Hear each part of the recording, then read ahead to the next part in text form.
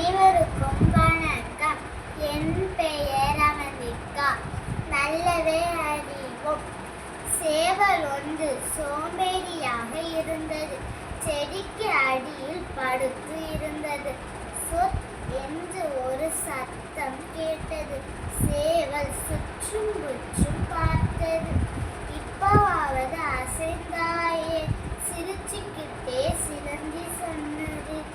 என்ன சத்தம் என சேவல் கேட்டது.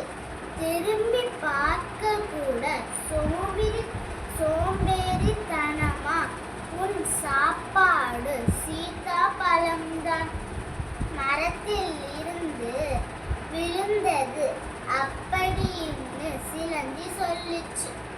திரும்பி தன் பக்கம் பழத்தை இழுத்து தின்ன தொடங்கியது.